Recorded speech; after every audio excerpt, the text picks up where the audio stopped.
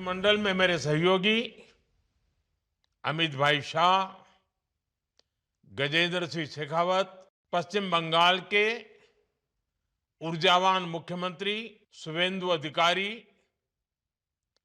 भाजपा के वरिष्ठ सदस्य, हम जैसे लाखों कार्यकर्ताओं की प्रेरणा श्रीमान माखनलाल जी,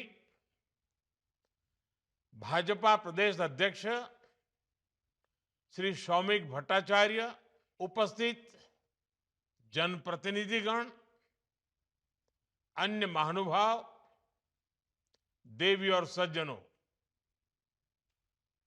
आप सबको मेरा नमस्कार। मैं अपने पूर्व नियोजित कार्यक्रम के कारण इस समय प्रवास पर हूं, लेकिन टेक्नोलॉजी की मदद से इस ऐतिहासिक कार्यक्रम में आपसे जुड़ रहा हूं। साथियों, आज देश की धरती, पश्चिम बंगाल की धरती, अपने एक महान सपूत, एक महान देशभक्त, भारत की अखंडता के लिए समर्पित एक युगद्रष्टा को श्रद्धापूर्वक स्मरण कर रही है। आज हम उस विचार बीज का गुणगान कर रहे हैं जो वर्तमान समय में चारों तरफ फल फूल रहा है, जो आधुनिक भारत को दिशा देने में बड़ी भूमिका निभा रहा है। साथियों, जहां जमीन से जुड़ी हुई वैचारिक शक्ति हो, साथ साथ इरादे मजबूत हो और नियत साफ हो, और जब नए संकल्प के साथ संपूर्ण समर्पण हो, और ये सारी कड़ियां जब आपस में जुड़ जाती हैं, तो संकल्प की सिद्धि होती ही होती है। और डॉक्टर श्यामा प्रसाद मुखर्जी ने ऐसा ही जीवन जी करके दिखाया है। मैं डॉक्टर मुखर्जी की 125वीं जन्म जयंती के अवसर पर उन्हें नमन करता हूं, अपनी श्रद्धांजलि अर्पित करता हूं। साथियों, आज का ये कार्यक्रम इस बात का भी साक्षी है कि जब राष्ट्र प्रथम के संकल्प वाली सरकार होती है, तो राष्ट्र नायकों को सम्मान भी मिलता है और उनके विजन पर चलने का भी प्रयास होता है। डॉक्टर मुखर्जी की 125वीं जन्म जयंती को हमारी सरकार 2 वर्षों के राष्ट्रीय उत्सव के रूप में मना रही है। ये पिछले वर्ष 6 जुलाई को शुरू हुए थे और अगले साल 6 जुलाई तक चलेंगे। और अब तो बंगाल में भाजपा सरकार बनने के बाद इस राष्ट्रीय सम्मान को, एक प्रेरणा पुरुष को याद करने में बंगाल ने अपने आप में रौनक बढ़ा दी है। कुछ दिन पहले ही 20 जून को भव्य तरीके से पश्चिम बंग दिवस का आयोजन किया गया था। ये बंगाल की धरती, बंगाल की विरासत को प्रणाम था। आज का ये कार्यक्रम अपनी विरासत के प्रति उसी सम्मान का हिस्सा है।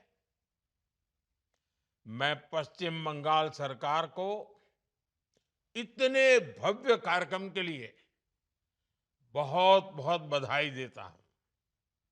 साथियों, डॉक्टर मुखर्जी का जीवन एक विचार से जन आंदोलन तक की परिणति का प्रेरक है। उन्होंने भारत में एक वैचारिक आंदोलन को जन्म दिया। आप देखिए, जिस समय जनसंघ की स्थापना हुई थी, तब हर तरफ कांग्रेस की ही बोलबाला थी, कांग्रेस का ही वर्चस्व दिखाई देता था। एक ऐसे दौर में जब अलग विचार के लिए कोई जगह ही नहीं थी, बड़ी मुश्किल था पैर रखने के लिए भी जगह मिल जाए, तब डॉक्टर श्यामा प्रसाद मुखर्जी ने उन सारी परिस्थितियों को चुनौती देते हुए एक नए विचार का साहस किया। यह केवल एक संगठन बनाने का निर्णय नहीं था, एक राजनीतिक दल को जन्म देने का काम नहीं था। यह लोकतंत्र में वैचारिक विविधता, राष्ट्रीय चिंतन और जन भागीदारी पर उनके अटूट विश्वास की अभिव्यक्ति थी। इसी विश्वास से भारतीय जनसंघ का जन्म हुआ। और साथियों, कोई भी विचार केवल स्थापना से अमर नहीं होता। विचार तब अमर होता है जब पीढ़ियां उसे अपने जीवन से सींचती है। भारतीय जनसंघ के उस छोटे से दिए को जलाए रखने के लिए लक्षावधि कार्यकर्ताओं ने अपना जीवन खपा दिया। पल पल, तिल तिल, लाखों कार्यकर्ताओं के तप, त्याग और समर्पण ने उस दिए की लौ को कभी बुझने नहीं दिया। आज वह दिया अपने मूल स्वरूप में भले न दिखाई देता हो, भारतीय जनसंघ आज उसी रूप में भले न हो, लेकिन उस दिए का जो प्रकाश पुंज था, वो आज करोड़ों देशवासियों के विश्वास का प्रकाश बनकर फैल रहा है। उसी प्रकाश का विस्तार आज पूरे देश में खिले हुए करोड़ों कमल के रूप में भी दिखाई देता है। कभी जो भारतीय जनसंघ था, वही आज भारतीय जनता पार्टी के रूप में विश्व की सबसे बड़ी लोकतांत्रिक शक्ति बनकर जनसेवा कर रहा है। साथियों, अक्सर हम देखते हैं कि समय के साथ कुछ विचारों का आकर्षण फीका पड़ जाता है, लेकिन आप सोचिए, ये कितना सशक्त विचार बीज डॉक्टर मुखर्जी ने रोपा है कि आज इतने साल बाद भी उसका इतनी तेजी से विस्तार हो रहा है। मुझे पूरा विश्वास है, जब आने वाली पीढ़ियां भारतीय जनता पार्टी की इस यात्रा का इतिहास लिखेगी, इसका अध्ययन करेंगी, तब वे निश्चित रूप से डॉक्टर श्यामा प्रसाद मुखर्जी के विचारों, उनके साहस और उनकी दूरदृष्टि का उल्लेख करेगी। और मैं फिर कहूंगा, बंगाल के लिए तो ये डबल खुशी की बात है। एक तो डॉक्टर मुखर्जी की 125वीं जन्म जयंती और दूसरा बंगाल में ये आयोजन। उनके विचार पुंज से निकली भाजपा सरकार में ये भव्य उत्सव हो रहा है। पश्चिम बंगाल की जनता की तरफ से अपने महान सपूत को ये बहुत ही आत्मीय श्रद्धांजलि है। साथियों, संसद में अपने एक भाषण में डॉक्टर मुखर्जी ने कहा था, और ये डॉक्टर मुखर्जी का ये वाक्य आज भी हमें प्रेरणा देता है।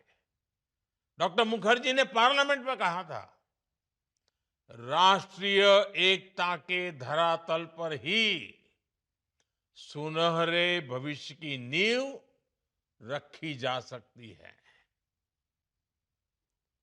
और देखिए, आज देश गर्व से कह सकता है कि डॉक्टर मुखर्जी अंतिम सांस तक इसी विश्वास को वो जीते थे।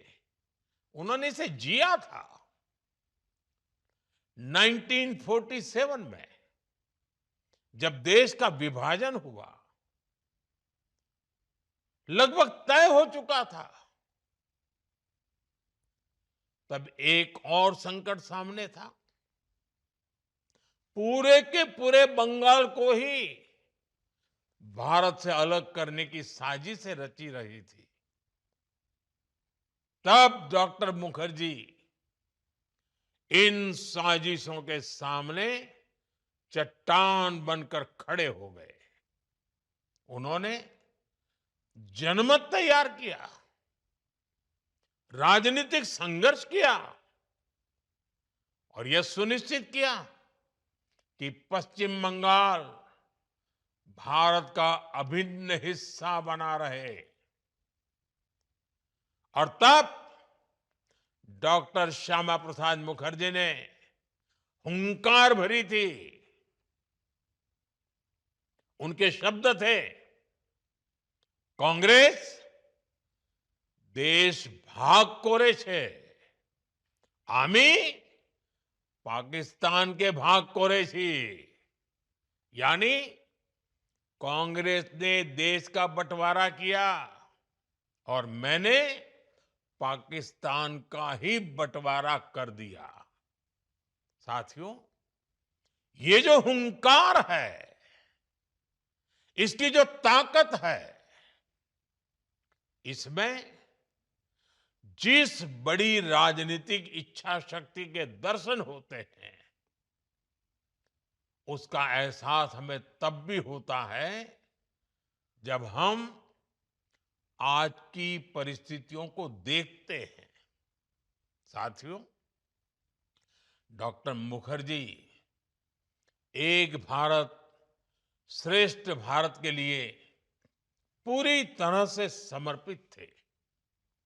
और इसलिए जब देश में दो विधान, दो प्रधान, दो निशान की बात हुई, तो डॉक्टर मुखर्जी ने इसका भी जमकर विरोध किया। उन्होंने देश को मंत्र दिया, एक देशे दुई विधान दुई प्रधान एवं दुई निशान आमरा कखनो मैंने नेबो ना। यानी एक देश में दो विधान, दो प्रधान और दो निशान नहीं चलेंगे, नहीं चलेंगे। यह केवल एक नारा नहीं था, यह समान अधिकार, समान संविधान और समान राष्ट्रीय चेतना का आह्वान था। उन्होंने अपने सिद्धांतों के लिए संघर्ष किया, जेल गए और अंततः कश्मीर के लिए अपना सर्वोच्च बलिदान दिया। आज हमारी सरकार को इस बात का गर्व है कि आर्टिकल 370 की दीवार गिराकर हमने डॉक्टर मुखर्जी का सपना पूरा किया है। साथियों, आज जब हम एक भारत श्रेष्ठ भारत की बात करते हैं, तो ये उसी राष्ट्रीय दृष्टि का विस्तार है जिसे डॉक्टर श्यामा प्रसाद मुखर्जी ने अपने जीवन से परिभाषित किया। एक ऐसा भारत जहां उत्तर और दक्षिण के बीच कोई दूरी न हो, जहां पूर्व और पश्चिम समान अवसरों के सहभागी हो, जहां हर राज्य अपनी विशिष्ट पहचान के साथ भारत की सामूहिक शक्ति बने, जहां हर नागरिक एक ही संविधान, एक ही राष्ट्रीय भावना और एक ही भविष्य के संकल्प से जुड़ा हो। मुझे खुशी है कि डॉक्टर मुखर्जी की प्रेरणा से आज भारत का संविधान पूरे देश में आन बान शान के साथ लागू है और कोटि कोटि देशवासियों को प्रेरणा दे रहा है। साथियों, डॉक्टर मुखर्जी इस बात को अच्छे से समझते थे कि संस्थाओं के निर्माण में ही राष्ट्र निर्माण का तत्व छुपा है। मात्र 33 वर्ष की आयु में डॉक्टर मुखर्जी कोलकाता विश्वविद्यालय के सबसे युवा कुलपति बने, लेकिन उन्होंने उस पद को केवल प्रशासनिक जिम्मेदारी नहीं माना। उन्होंने विश्वविद्यालय को भारत के भविष्य का निर्माण करने वाली संस्था के रूप में देखा। उन्होंने शिक्षा को गुलामी की सोच के दायरे के बाहर निकालने का प्रयास किया। उन्होंने कहा, बंगो जातिर आत्मसम्मान पुनरुद्धार এবং মাতৃভাষার মাধ্যমে শিক্ষার প্রসার এই আমাদের প্রধান लक्ष्य होवा उचित। यानी बंगाल के लोगों का आत्मसम्मान लौटाना और मातृभाषा में पढ़ाई, ये हमारा प्रथम उद्देश्य है। उनका विश्वास था कि यदि भारत को आत्मविश्वासी राष्ट्र बनाना है तो उसकी शिक्षा भी भारतीय आत्मा से जुड़ी होनी चाहिए।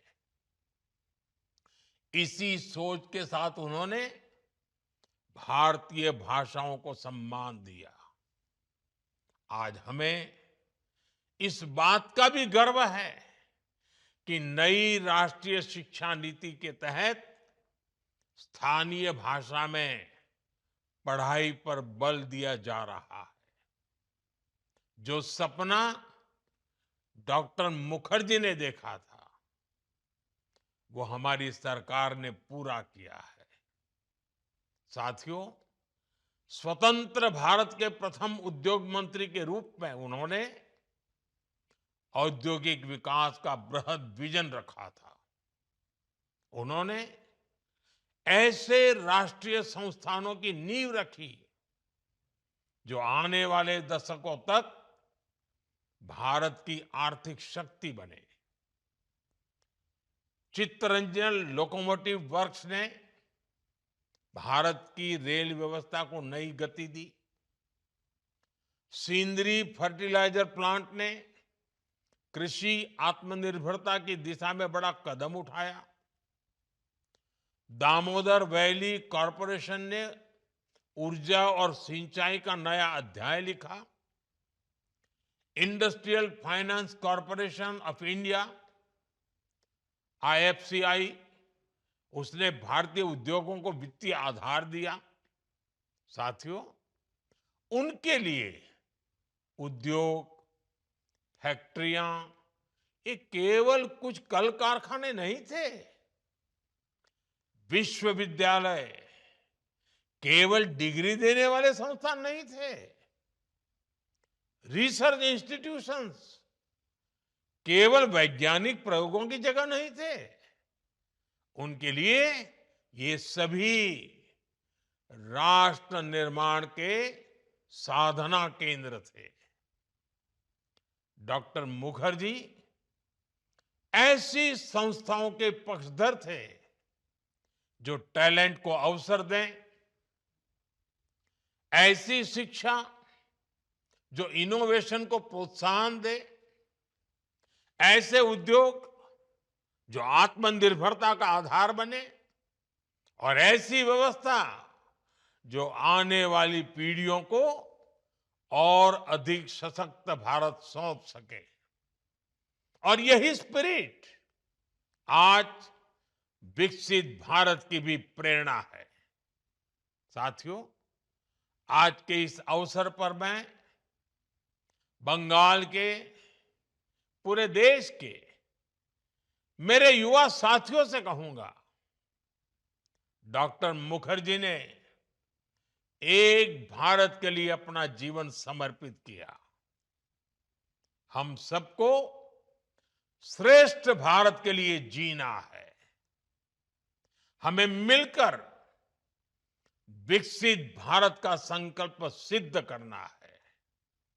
हमें देश को आत्मनिर्भर बनाना है। इसी आह्वान के साथ एक बार फिर से मैं डॉक्टर मुखर्जी को नमन करता हूं। मैं उनके ही शब्दों में अपनी बात समाप्त करूंगा। ये डॉक्टर मुखर्जी के शब्द हैं, ये उनके भाव भंगिमा है। जे काज यही हाथे नावो ना केनो ता अत्यंतों गुरुत्व सहकारे कोरते होवे।